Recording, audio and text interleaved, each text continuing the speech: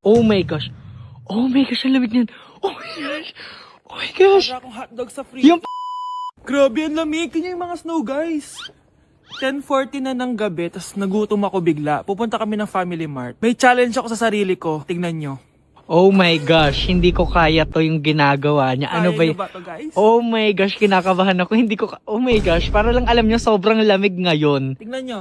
Oh my gosh, ang lamig niyan. Actually, wala akong nararamdaman ngayon, yun. Oh, geng. Oh my Parang gosh. Ano lang, nasa bahay lang, ganun. Oh my gosh, sobrang Tara. lamig niyan. Sure ka kaya mo? Hello, oh my gosh. Hawak tayo ng snow. Sobrang lamig niyan, promise. Hawak ako ng snow nang walang gloves. Promise walang eme, sobrang lamig ng ginagawa niya ha. Like hindi joke. Oh my gosh, oh my gosh, oh my gosh, oh my gosh. So tara guys, punta na tayo sa Family Mart. Oh, ano? Ba't ganyan ka maglakad? Oh my gosh. Giniginaw na siya, hindi niya na kaya mga madam. Oh, hindi ko kaya. Humigaman ako dito sa snow na to eh. Oh my gosh, higa siya. Oh my gosh, higa siya. Oh my gosh, ang lamig niyan. Ang lamig niyan. Kaya mo ba humiga dyan at gumawa ng angel? Dito? Oo, Basic. oo. Oh, sige nga. Oh my gosh. Oh my gosh, ang lamig niyan. Oh my gosh.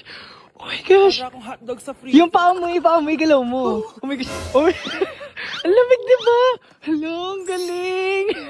Ang galing. Demonyo naman yun. Parang demonyo naman yun. Parang di naman angel yan. Ayan siya. Nagtakbo na siya. Ang challenge na to is para magkasakit ako. Ano yan? Ano yan?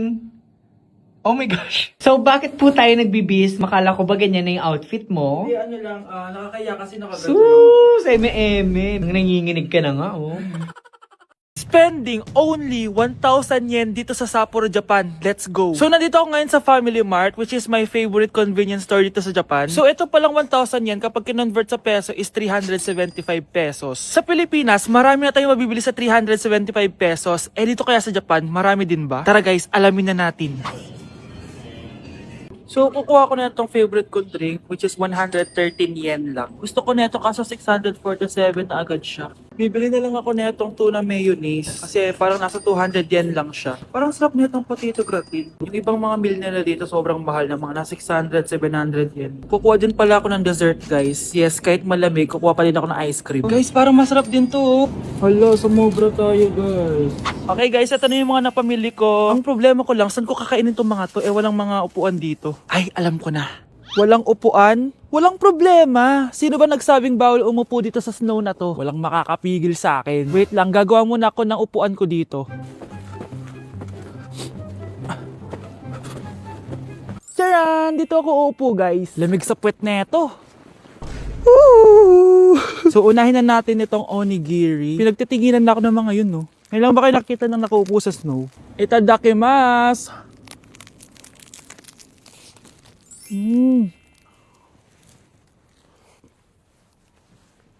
Sarap! Next naman itong pamichiki. Wow, boneless to guys ha.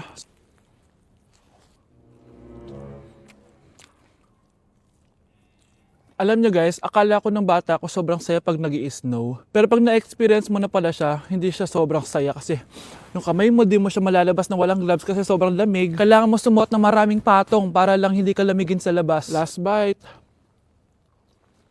Guys, ang lamig na sa puwet. Nararamdaman ko na siya.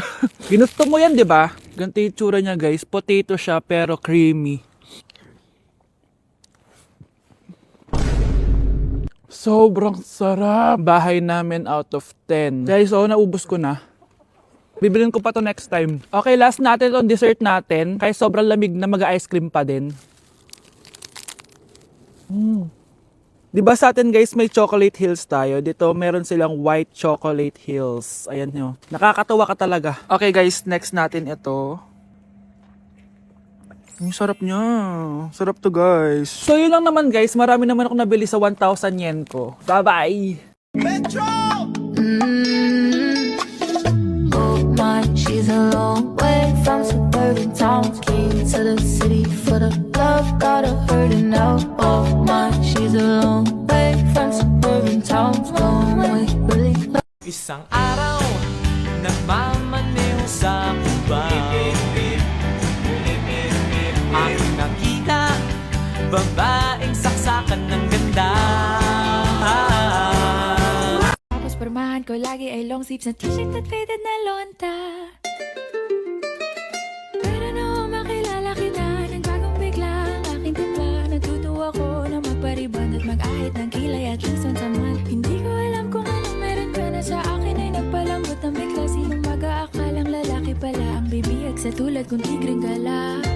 Grabe, hindi ko in-expect to mga bes. Imagine, sobrang kabado ko kanina nag-exam tayo. Tapos ako pa pala yung haya sa classroom. Oh, di ba bes? Sabi ko naman sa'yo, kaya mo yan eh. Aminin na natin, sobrang dali lang naman talaga nung exam. Last week nga, ang hirap ng exam, tas ako yung highest. Di naman ako ganyang ka-OA.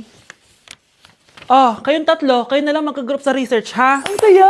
Tayong tatlo magkaka-group sa research! Scarlett, ikaw na lang leader namin, ha? Ha? O sige, first time ko magiging leader. Mga bes, seryoso to research natin, ha? Pwede next time ka na, Scarlett, maging leader? Ako muna, kasi baka pumalpak tayo dahil sa'yo. Oh, ayun, siya na lang daw yung leader.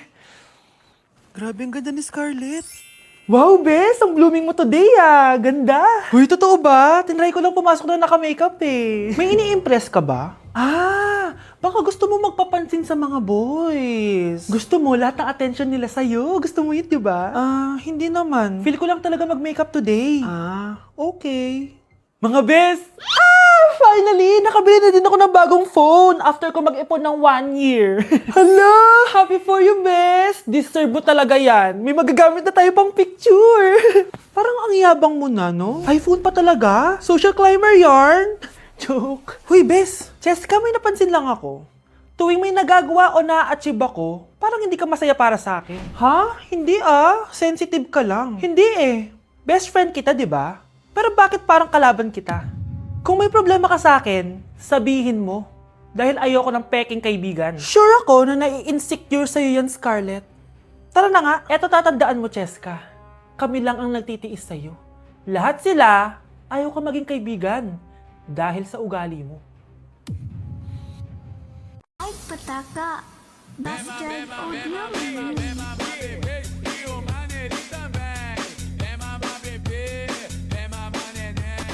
Dancing with the beat with DJ Glenn on the mix.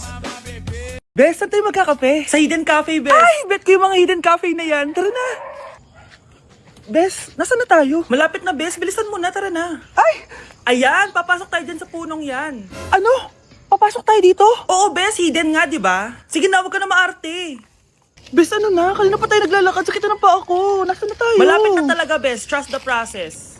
Bes, nasaan na tayo? Pilipinas pa ba to? Parang nasa Encantadia na tayo, ah. Malapit na. Ayan lang ang Eiffel Tower, oh. Ayaw nga, Eiffel Tower. Ano, Bes? Saan na? Ayan, pasok tayo sa gate na yan. Dito sa gate na to? Oo, Bes. Buksan mo na. Bes, sure ka ba? Baka trespassing na tayo, ah. Hindi yan. Ganyan talaga yung design ng cafe. Bes, sure ka ba? Parang bahay na to ng ibang tao, eh. Dahil mo sinasabi, pumasok na nga tayo. Sure ka ba, Bes? Cafe to? Here's your order, ma'am. Ay, thank you po. Cafe nga. O, diba? Sabi ko naman sa'yo, eh.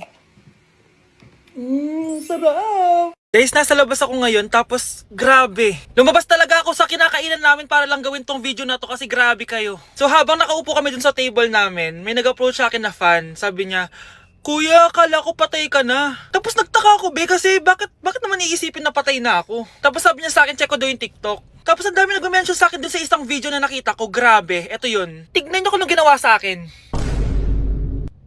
Grabe kayo, pinatay niyo ako. May mga friends din ako nag-chat sa akin na napatay na daw ako, ganun. Uy, grabe, wag kayo mag-joke ng ganyan, ha. Noong 2023 may pumatay din sa akin. Pinost din ako, ganyan. Hindi nyo talaga ako tinitigilan, ha. Guys, wag kayong maniwala sa mga ganyan. Buhay na buhay ako, humihinga ako.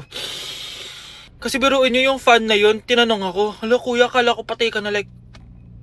Hindi ba creepy yun? Sa mga nagpapakalat ng mga fake news na yan, sige, pag talaga nakita ko kayo, ha? May balik talaga yan, sige kayo. Sugar, spice, and everything nice. These were the ingredients chosen to create the perfect little girl.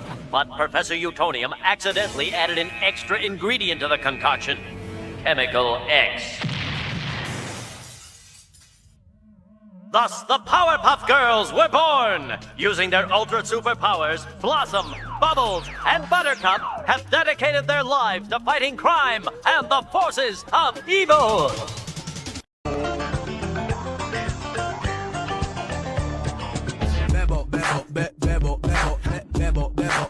Ikaw ang aking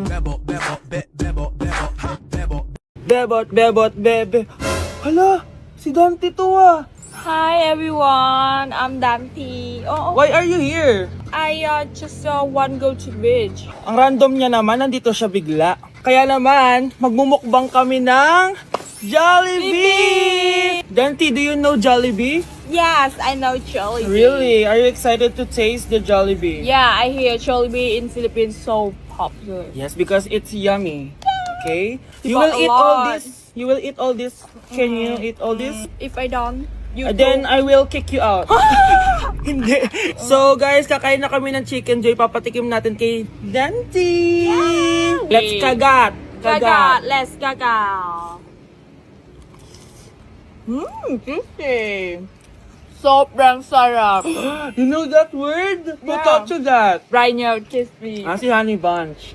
Honey buns. Yes. You have Jollibee in Vietnam, right? Yeah, Is it the same taste or is it much better in the Philippines? I think here is better. Really? Yeah, because this popular here. You know why? Because it's more fun in the Philippines. Rate the chicken. Ready chicken first. 9. 9 out of 10. 9 of the 10. In the Philippines, we use kamay when we eat. Is it okay if we use our hands? My nails. Naka-nail siya ba? Is it detachable? Try it, okay? Big bite. Sobrang sarap. Don't have steak like that in Vietnam. Oh, you don't have burger steak in Vietnam? No? Here, burger steak is very popular because it's cheap. This- Rate this burger steak. 8. Okay, 8 over 10. Wow. Very high ratings, ah. Okay, next is Yum Burger. Yum burger. What is Okay, it's a regular burger. Cheers! Cheers. Whenever we have birthday, we bring Jollibee in the classroom. I saw it in on TikTok. Really? Yeah. The bee. It's our tradition. But can you pick the bee here to me? The bee is in the Vietnam. The bee is working very hard. It's not available now. Wow. What's your rating on Yum Burger? 7.5. Okay, 7.5 for the Yum Burger. That's still high. Yeah, still high. Binilan ko siya ng mainit-init pang peach mango pie. Tignan natin kung kakayanin niya yung init nito. Huh? You're copying me. So hot like you. Oh my Yeah. god. Cheers. Be careful. It's hot. It's really hot.